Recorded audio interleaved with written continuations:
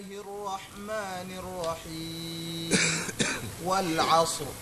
إن الإنسان لفي خسر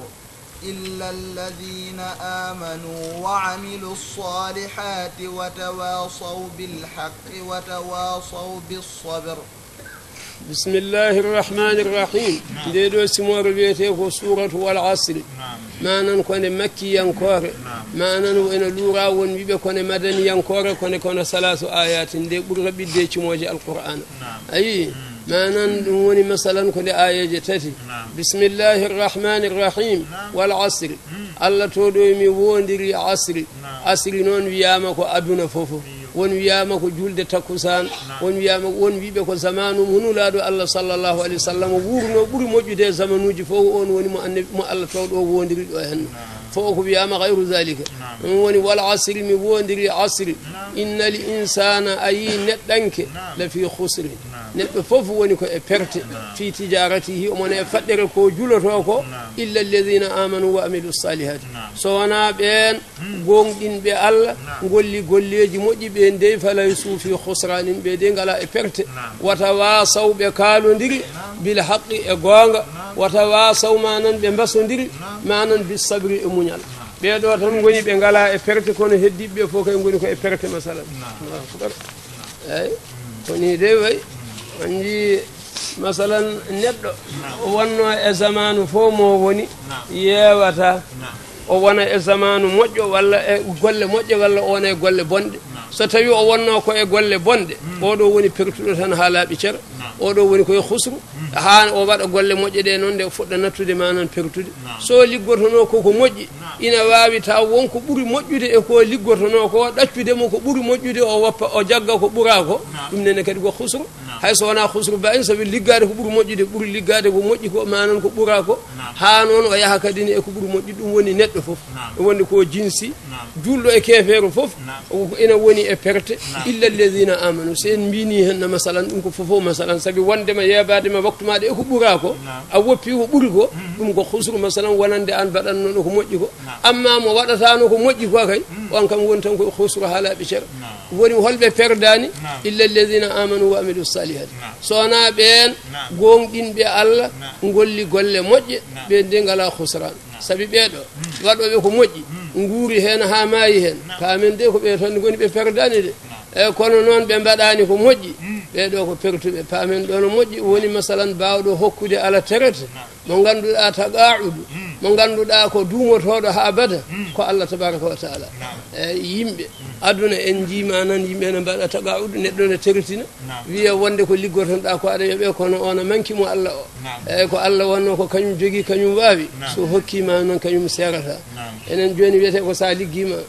ha hangande a natti wawde walla heeɓi duuɓi naggam jooɗo kono noon ko dokketeɗa ko manan masalan nde liggotoɗa nde fo a hokkittake ɗum joni ɗo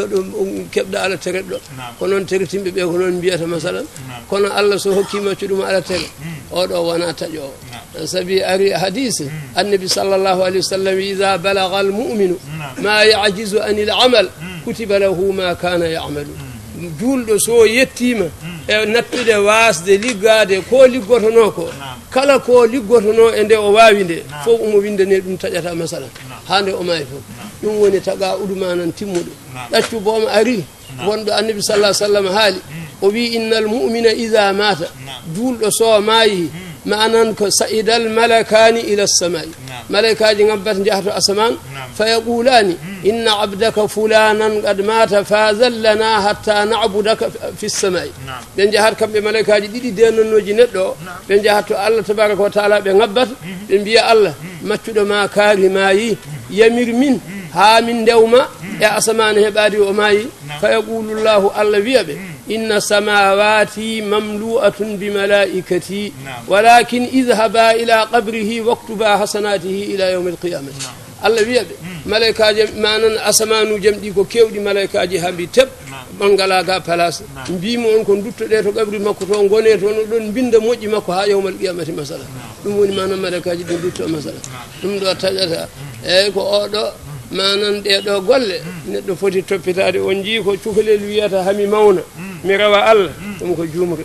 neɗɗo wiya mi yettata yaade jama walla mi waɗata ɗum ɗo hami heɓa ala terata ɗum ko fuyre ɗum ko ɗayre no feewi sabi ko an junnani hoore ma a andano Allah gollortoma masalan mo ganduɗa joganaki hoore mum a anda konngol ngol kalata ɗo ngol aɗa jumru ngol yettinde walla a yettinta o so wi manan hami mawna ɗum ko fuyre no feewi manan a yi guiƴe en a yi miñe en ɓe keccuɗa a yi yimɓe no maaya e nder deedi manan a yi yimɓe no maaya ko cubalon sa wi ha nde elle ko an jogani hoore ma ɗum ko fuyre on jiiɗe ɗo doole sagata haqiqa ko sagata tigi foti rewde Allah ɓaadi kay aɗa yiiɗi jobdidi taƴata aɗa jogui doole ma e cellal maɗa ceero aɗa foti tinnade no feewi eyyi wan noon ko sa wonɗo jettotoɗa sa yiiɗi wadde ko jinnoɗa wadde ko jiɗɗa wadde a wawa won hunde koye cakatagal tan heɓata ɗeɗo doole oɗo sembe ɗum koye cukagu tan so diwi ɗon tan hankkandi gasi sa wi a waɗani ko moƴƴi ha jettoɗa ɗo ganduɗa ummade ko bone joɗade ko bone sa wi ko nden wonde mbatta hunde ko moƴƴi an a jori wadde a waɗata ɗum noon tinnoɗen no moƴƴi ɗeɗo doole ɗe Allah hokkata neɗɗo ndeɗo tirre ene foti huccinede e rewde Allah ndeɗo dande welde ɓeɗo welɓe daaɗe ene foti tawa daaɗe belɗe ɗe e kuccitina masalan koye jangguirede qur'ana walla mantede nulaɗo Allah sallllahu alayhi wa sallam taw wona e cakaneje masalan wanno ko soɗe natti welde aɗana jogui jobdi muɗum ndi taƴata ɗeɗo doole sa hattoyimama ɗe ko kalɗen ɗo ko jobdi maɗa nan ɗon taƴata deke noon ko ni dey wayi masalan yo Allah longine en noon ko feewi ko eɗen naftoro e diina men e aduna meɗen bi jahi rasulihil akrami sallllahu alayhi wa sallam ayi